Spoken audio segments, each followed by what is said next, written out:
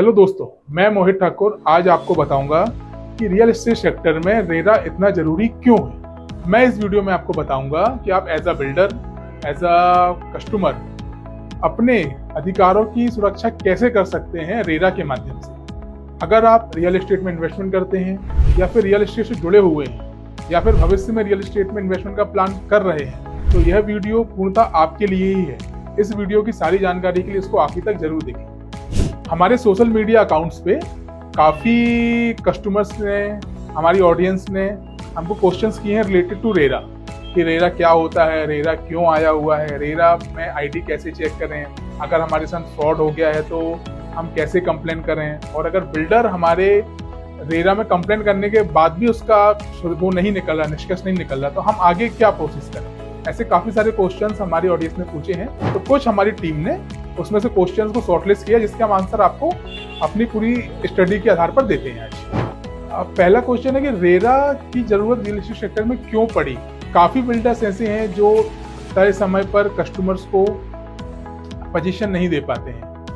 पैसा ले लेते हैं, प्रोजेक्ट डिले करते जाते हैं, जिसके कारण कस्टमर्स को रेंट भी पे करना होता है जहां वो रहते हैं और उनकी ईएमआई भी चालू हो जाती है। तो एक बहुत बेसिक सा ये प्रॉब्लम्स था रियल एस्टेट सेक्टर में, जिसको उन्होंने अपने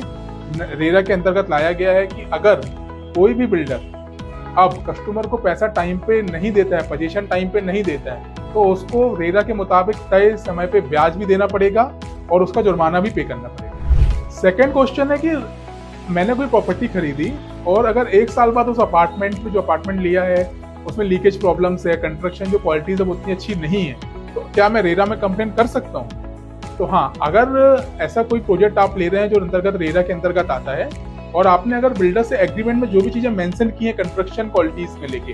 तो अगर उसमें कोई प्रॉब्लम आती है तो पोजीशन से 5 साल के अंतर तक वो जो भी मेंटेनेंस है, जो भी उसकी जिम्मेदारी है, वो सब बिल्डर की होती है। अगर कोई भी ऐसा इश्यूज आपको रिलेटेड टू कंस्ट्रक्शन जो एग्रीमेंट नॉर्म्स में मेंशन है, उसके लिए आप अपने बिल्डर से बोल सकते हैं और उसमें रेरा में कंप्लेंट भी कर सकते हैं। थर्ड क्वेश्चन है कि मैं बिल्डर हूं और मैं अगर अपना कोई प्रोजेक्ट रेरा में रजिस्टर कराना चाहता हूं तो उसके क्या नियम है। तो ये है कि अगर आपकी कोई प्रॉपर्टी जो आप प्रोजेक्ट डेवलप करने वाले हो, उस प्रोजेक्ट में अगर 8 अपार्टमेंट से ज्यादा की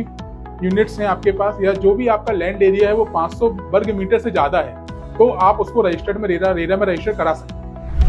फोर्थ क्वेश्चन, अगर बिल्डर रेरा के नियम के पालन नहीं करता है तो क्या उसके ऊपर कार्रवाई होगी। यस, जो भी बिल्डर्स रेरा के द्वारा बनाए गए नियमों का अगर पालन नहीं करता है तो उसको अपने प्रोजेक्ट की लागत का 5 से 10% तक जुर्माना भरना पड़ सकता है, और अगर उसके बाद भी वो बातचीत नहीं करता है तो उसको 3 साल तक की जेल का प्रावधान है। रेरा में कंप्लेन कैसे करें। हाँ, ये है, अगर आप कोई से फ्रॉड में फंस गए हैं और आप रेरा में कंप्लेन करना चाहते हैं तो आप जिस भी स्टेट्स में हैं, जैसे मैं एमपी में हूँ तो मैं रेरा की ऑफिशियल वेबसाइट RERAMP.com पे जाकर उसमें कंप्लेन और एग्जीबिशन बॉक्स में क्लिक करके अपने नंबर से अपने आप को रजिस्टर करूंगा। उसके बाद में जो भी बिल्डर के खिलाफ मैं कंप्लेन करना चाहता हूं उसका रेरा